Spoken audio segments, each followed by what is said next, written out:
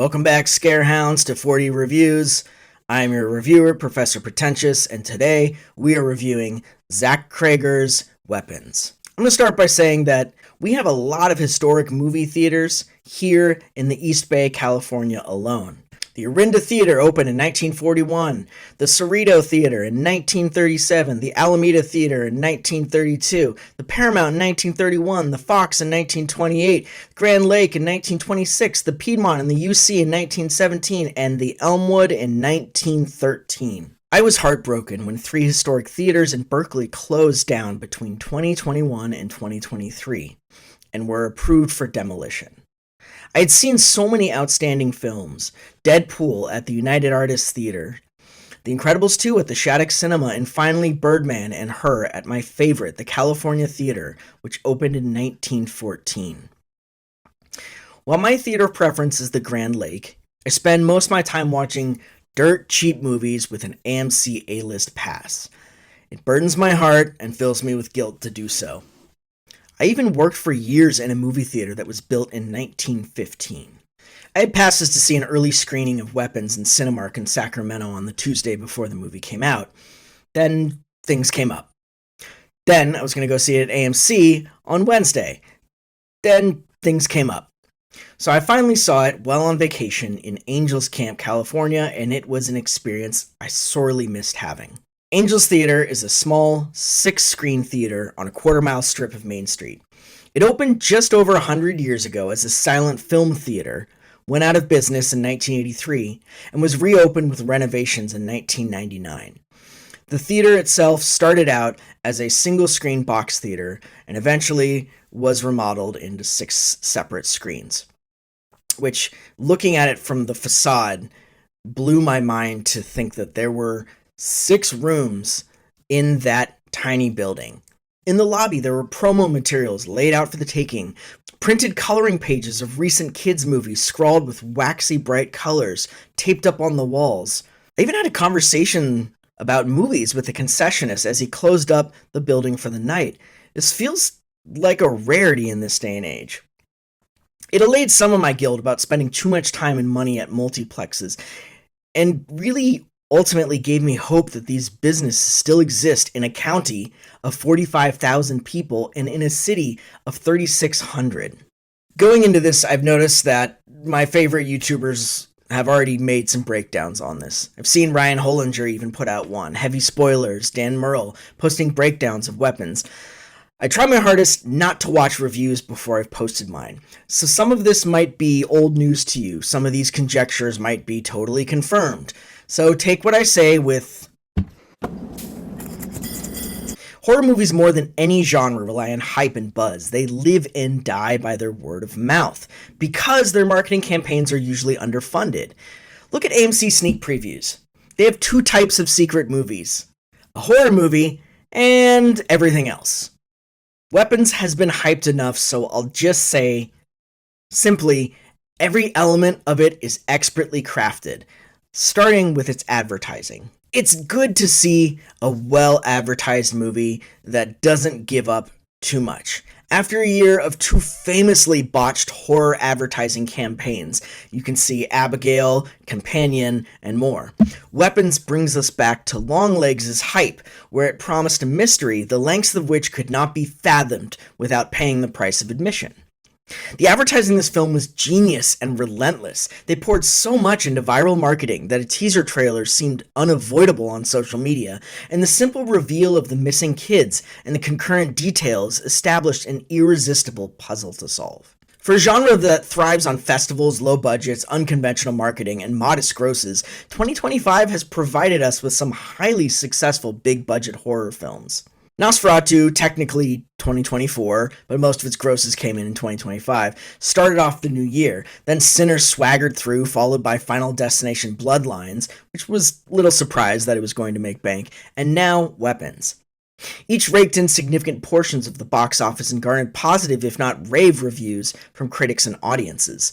It sort of feels like the years of It and Jaws all over again, down to the release of a major Stephen King adaptation, a killer clown movie, and a killer shark movie. Now, this movie is really best enjoyed knowing as little going in, so I'm going to put a very strict spoilers line down the middle of this review. People will inevitably refer to Weapons as a literary movie, put it in scare quotes, which is often a reductive way of saying that a film is character-driven, sprawling, and leans into capital D drama. Of course, the best horror works as a dramatic narrative. That's a capital D duh at this point. Zach Cregger did say that he was influenced by the novel A Visit from the Goon Squad by Jennifer Egan, but this story shares similarities with the small town, cozy, child-oriented dramas and thrillers, such as The Sweet Hereafter by Russell Banks, where families and the bus driver of a small town reckon with a bus crash that killed dozens of children. Mystic River by Dennis Lehane, where the sexual abuse of a character and the murder of a daughter unite a group of old friends. Sleepers by Lorenzo Carcaterra, where several older men deal with new developments revolving around a molestation event they all experienced. There are even elements of Little Children by Tom Perrotta in here, such as the infidelity, the characters lacking boundaries, and the predator hiding in plain sight. There are key factors that unite these stories with Weapons, such as their retrospective focus, largely based around the perspective of adults from multiple perspectives.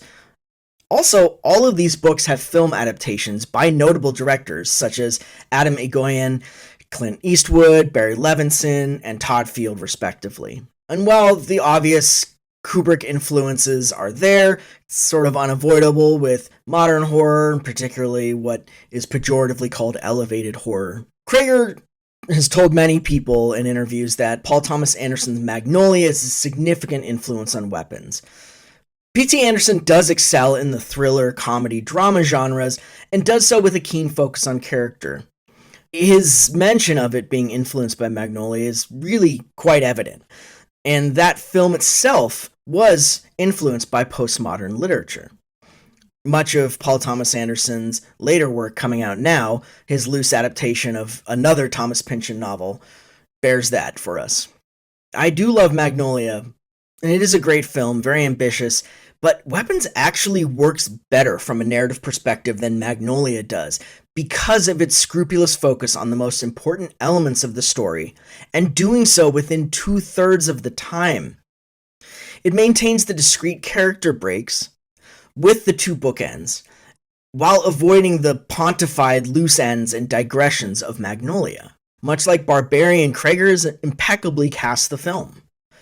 Even though much of the cast was reportedly recast in a series of dominoes falling from one actor starting a new project to another actor, this cast feels tailor-made for these roles. By nature of the ensemble, it does struggle to give depth to the characters. That's always going to happen in an ensemble piece.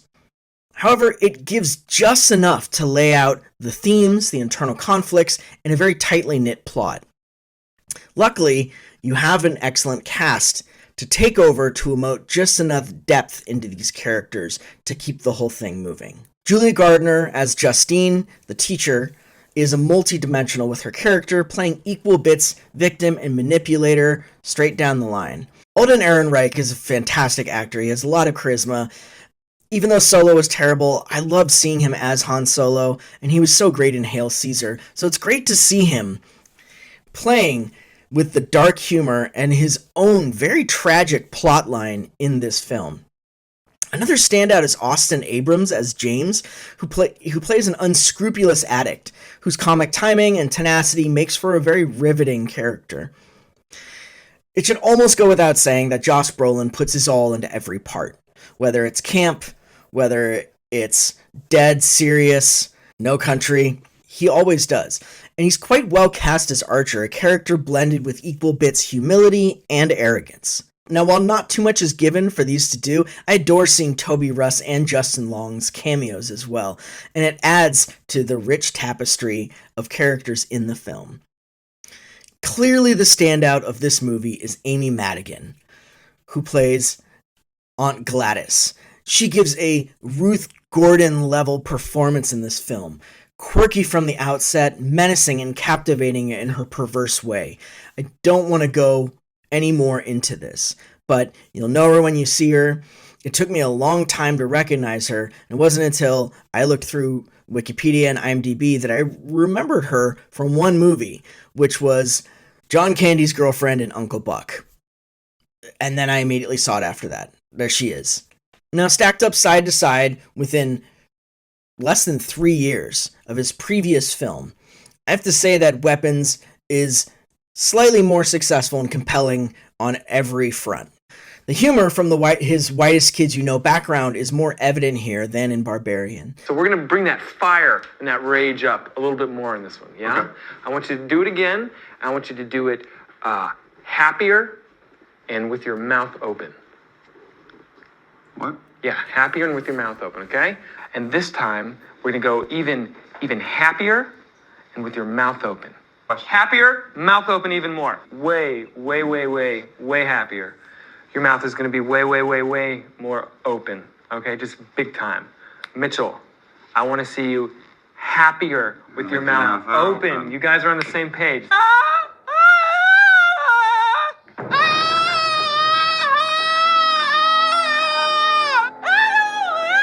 The humor comes in surprising places and doesn't undermine any of the horror. The two genres are inextricably linked by timing, and Cregger shows even more deftness with pace and surprise than Barbarian, which helps elevate the absurd and bizarre amidst the very inhibited setting. He has a similarly segmented narrative in this film as he did in Barbarian that surprises and misdirects, yet this one feels so much more streamlined and seamless while not sacrificing any of the mystery of Cregger's first horror outing. This film is a great ride, and as of today, August 11th, Weapons has already doubled its budget. Much like Sinners, this film is likely to be a crossover horror movie. It has star power, a complexity, and pace that makes it an irresistible rewatch, and enough gothic and grotesque to sate the horror fans. Looking at the statistics, 5 of the top 30 highest-grossing horror films of all time have come out in the past year. I'm confident that Weapons will make it to the top 30. And I believe it deserves every penny that comes its way. It's remarkable because only a fifth of the 50 highest grossing horror films are from original screenplays, and another fifth based on previously published material, and of course, half of them, you guessed it, are sequels, prequels, or remakes. This is what we're up against in the modern horror landscape, and seeing that Sinners and Weapons have come out this year as wholly original screenplays, I feel deserving of their success. I'm feeling pretty optimistic about our prospects. Now, in order to save your viewing experience, I am putting a solid line right here. Spoil some stuff. Like Barbarian, Zach Cregger engineers a pretty intricate structure that builds a suspense through line as each section reveals new elements. There's a very distinct order to the film, while at the same time building suspense, but not doing so in a linear manner and not doing so at a constant pace. It does make for an angular plot. It's a pretty abstract way of putting it, but that's the best way I can say it right now. So if we're to plot it along, in order of the different characters' plots, Justine reveals the use of hair or the use of personal elements in creating spells. Archer's section reveals the violent attacker of Marcus and the beginnings of the connection between the children's eventual location. Marcus's reveals the identity of the antagonist as Gladys and the basic process of her use of control. James reveals the most. He reveals Alex's parents' somnambulist state, the location of the kids, and the totality of this possession and how it works in fits and starts. And then, near the end, at the climax, Alex reveals everything. This is very much like the Barbarian section, where the initial identity of the killer who owned the house was revealed in flashbacks. However, it evokes it in a way that feels a little bit less tacked on and far more organic to the plot. It ends up working quite well because it maintains a meticulous focus on time, scene, space, and character. It leaves about 15 minutes for each segment, with 10 minutes for the opening and climax. He uses what I would call perpendicular and parallel narratives. In Barbarian, we see these three intersecting narratives, whereas Weapons says, I'll double it. The number of narratives, not so coincidentally, matches the 6 on her bell, and of course, the 3 6s.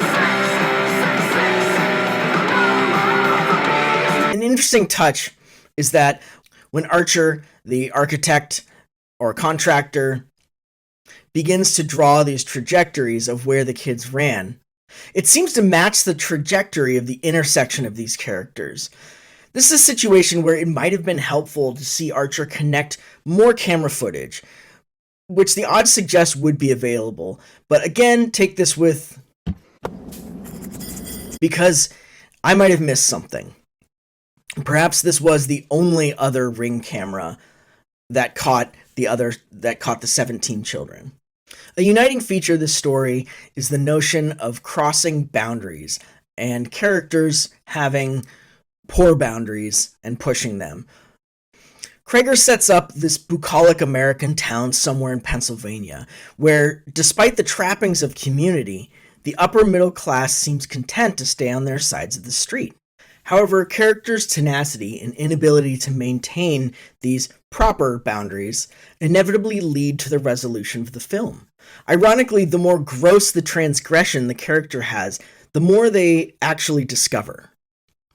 Each character's conflict comes from their crossing of boundaries.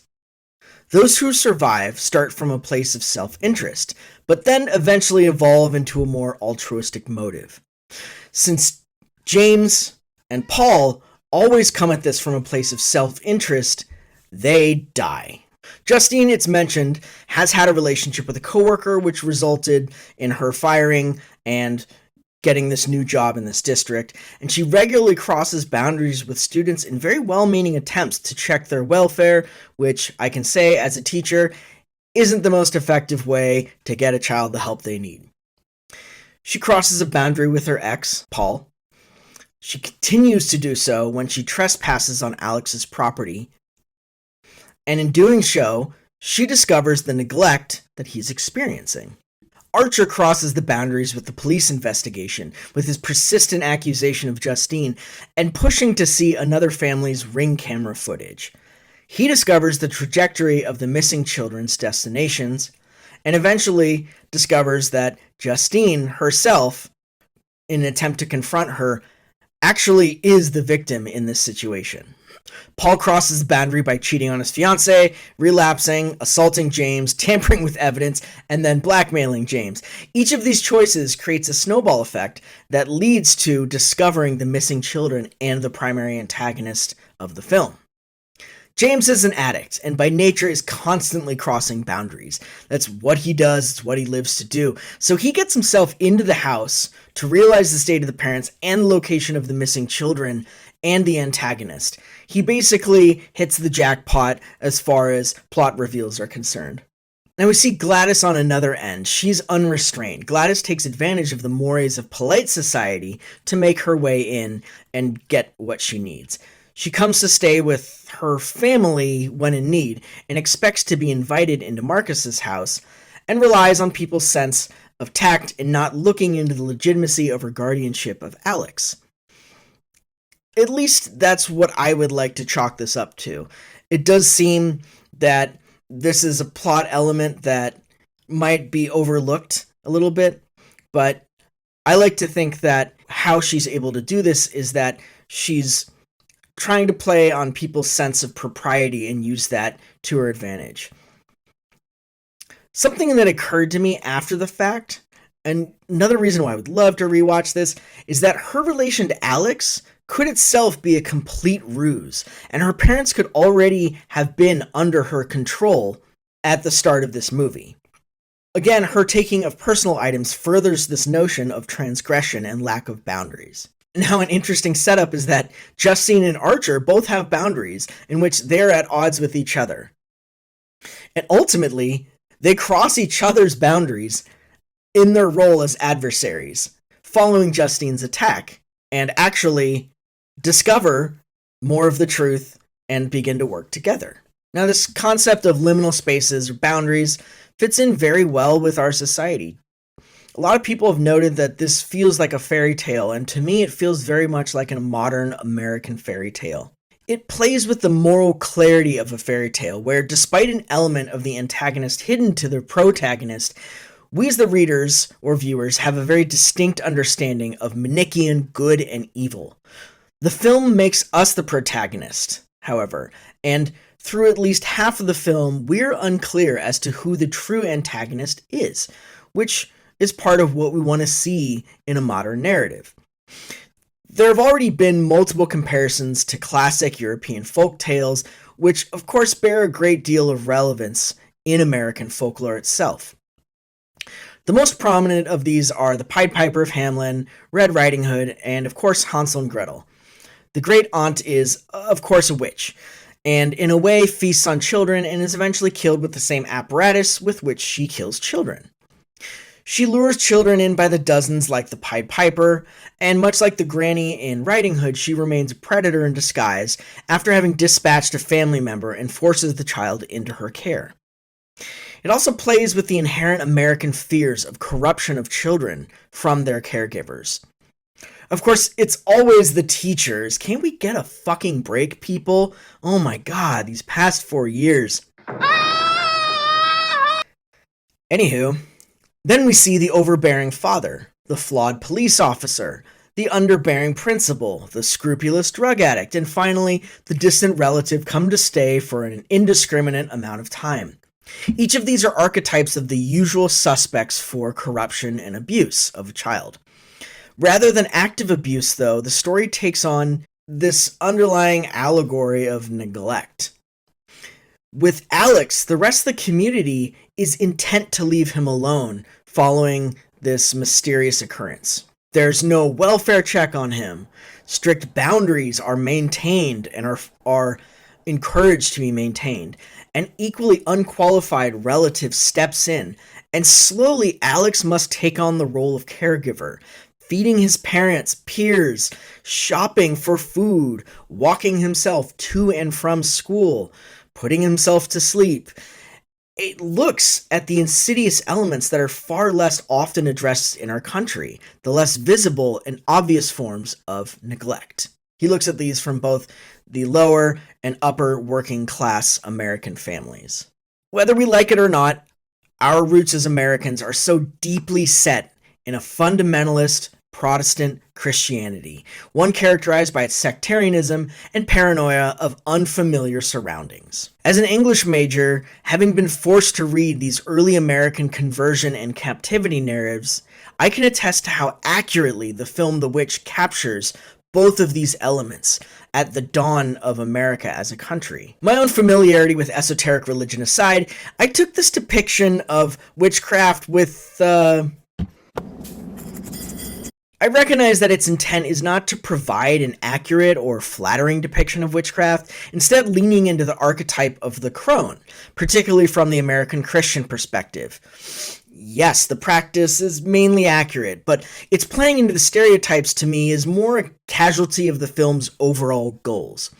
It does so in much of the Rosemary's Baby sort of way, the way that Rosemary's Baby played with fears of Thelema, modern-day Anton LaVey and Satanism. In much of the way that a practitioner of black magic would do it rather than a practitioner of gray magic. As a caveat, it's important to remember that, like a weapon, magical practice is about the intent of its wielder. And Amy Madigan, as an actor, provides enough basis for the character as despicably greedy and malicious, rather than actually it being part of the practice itself. Now, in a film this impeccable, there was an element that felt a little clumsy to me, and that was the overt mention of parasites, which happens twice. One is in a TV show, in which it focuses on the spores that get inside of the ants' heads, kill them, and then grow on top of the bodies. And this is in a TV show watched by Marcus and his husband. This to me is a cardinal sin of movies. Anytime a character is watching something on television, usually it'll be a cut from a previous scene straight to the television screen. It has become so overt at this point that I just can't look away from it. The second mention of parasites is in a flashback in Justine's classroom from the perspective of Alex. And I feel like this concept of parasitism is really evident enough from the dialogue. It wouldn't even need to be in the dialogue. It's evident in the fact of the archetype of the crone. And it's so evident of Gladys' intention that any more mention of it risks elbowing us in the rib with the fact of wink, wink, nudge, nudge, say no more. One of the nice touches along the witchcraft front is this flying movement of the hypnotized victims, which is both humorous in some ways, childlike, and haunting, and a lot of it evokes the flying witch in many ways. I saw some chatter online that suggested it evoked fighter planes to fit in with this concept of weapons. Zach Cregger actually mentioned that it was the very famous and horrific photo from Vietnam of the girl running from a napalm explosion. One of the last things to mention about this film is, of course, the title. I'll usually bring those in. And this concept of weaponization is very clear by the end.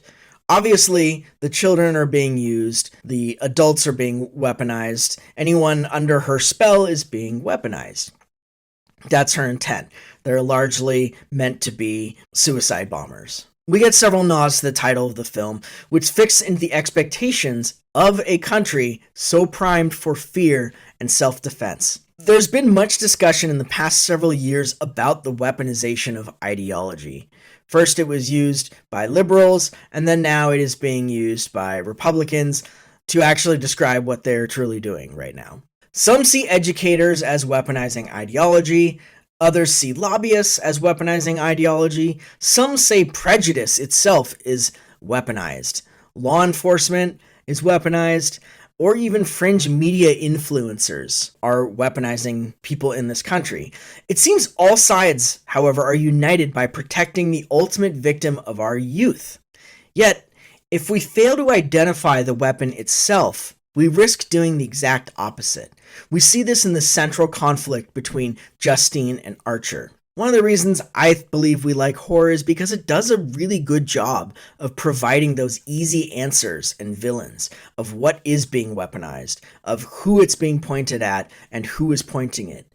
Even if its goal is to acknowledge the ambiguity of attempting to do so, that catharsis, that sense of order, gives us a sound allegory with which we can project whatever ideals we want onto it. So I'm going to wholeheartedly say, you got to go out and see Weapons. If you're a drama fan, if you're a comedy fan, if you like even any of these actors, this film's going to resonate with a lot of different types of audiences. And it has that rewatchability factor that a lot of these well-scripted movies often do. A lot of films that work in symbols, a lot of films that deal in abstraction, a lot of films that set these impressionistic, associative images to them are bound to get repeat viewings.